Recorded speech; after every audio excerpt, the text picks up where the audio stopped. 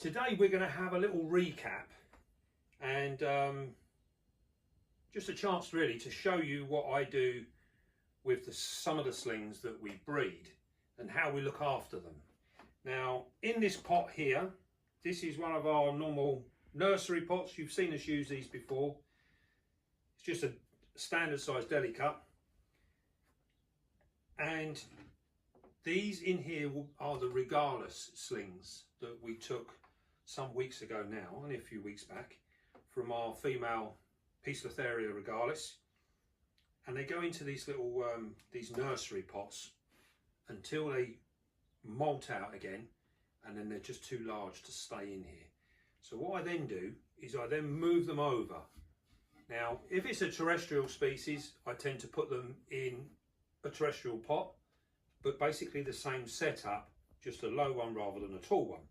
So what we're going to do now is we're going to set this up in here, and this is very, very simple, a very simple way of doing them. So what we do is we just throw in some potting compost in the bottom, nothing too special. And we're going to throw a little bit of beastie on top.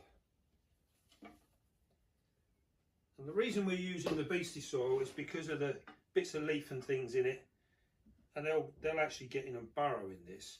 Now although, although the Regalis are an arboreal spider, as a sling they will quite often, as most arboreal slings will, they will quite often bury down into the soil where it's nice and damp and moist.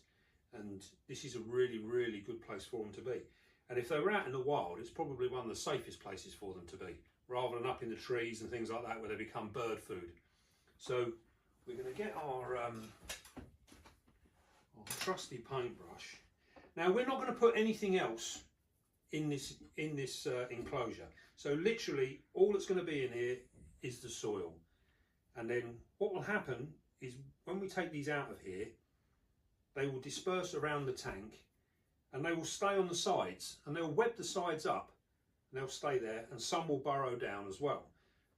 Now what we're doing now is, because these will all be sold on, they'll all be moved on, so we're not looking at giving them a forever home. We just want them to be comfortable and easy, that we can manage and feed them and do everything else that we need to do. So what we're going to do, because we're not quite sure how this is going to come, how this always works. Sometimes it's easy, sometimes it's not. So what we're going to do, if you want to come over and have a look. Now there is 102 Regalis in this pot. So what we're going to do is we're going to take the lid off.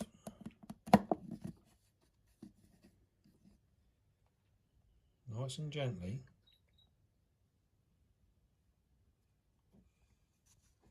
Oh dear, look at them. Aren't they wonderful? Now you can see where they put a little bit of webbing over the top. Now they're all hooked onto it. Now it's important that the slings at this size have plenty of humidity, which is why we put them in the nursery pot. It's almost 100% humidity in there. So what we're going to do now is we're going to pop the lid in there like so. They'll probably just sit in there. Now we're going to take this piece out.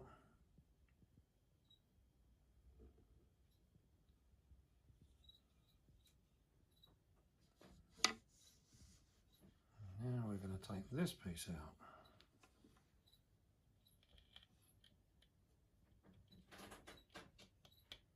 And we're going to pop that down there. All we're looking for at the moment is to make a bit of room. So we can take our water out and pop that down there. We have a couple of escapees. Come on little guys. That's it, in you go. You as well.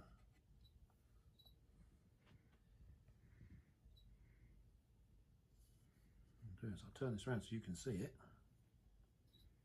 There they all are.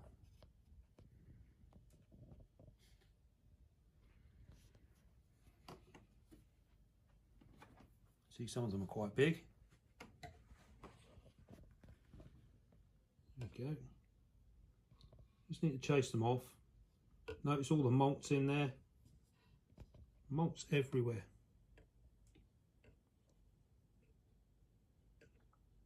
There you go.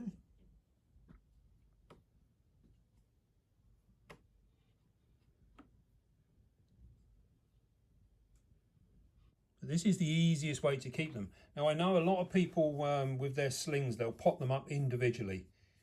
Now, if you imagine if we'd done that here, we would have had 100 separate little pots.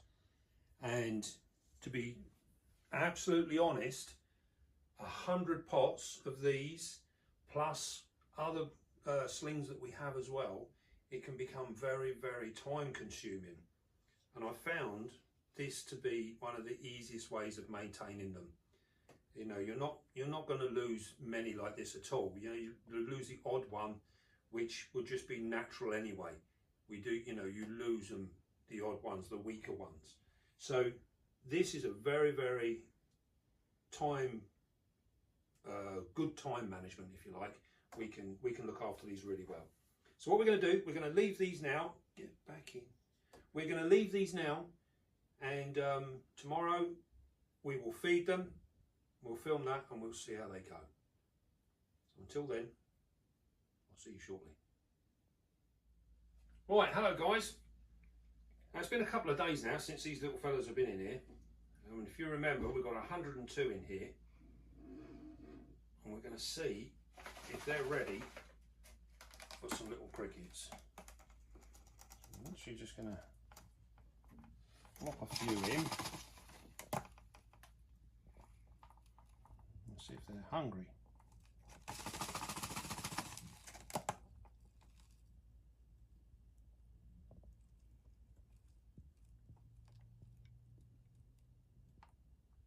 And as you can see there, these are just small silent crickets, and there's a bit of a mixture in sizes. Oh, some of them are grabbing them already.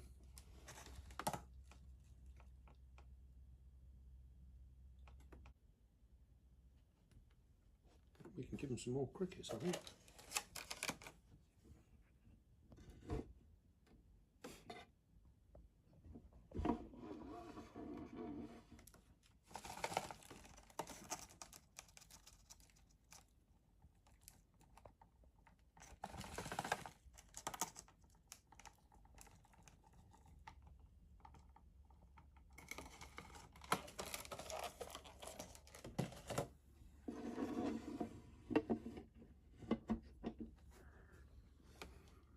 That certainly livens them up, doesn't it?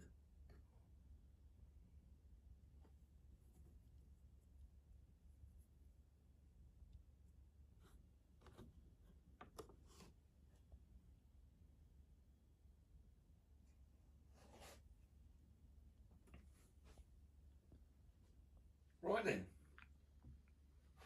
Well, now we've seen a little bit of action and we've seen them feeding, and you can see that the majority of them, excuse me, will run in and grab different bits and pieces on their own. And occasionally you'll see some of them there that both grab the same item. And normally what will happen now, they will actually feed together, and then eventually they'll break away and they'll grab something else as well. And you'll also notice there as well that things are quite slow with just the crickets in there on the floor. And the minute we put the fruit flies in there, the fruit flies go straight up the glass and they wake everybody up on the glass. And then you start seeing some proper feeding responses. Everything starts getting in there really, really quick.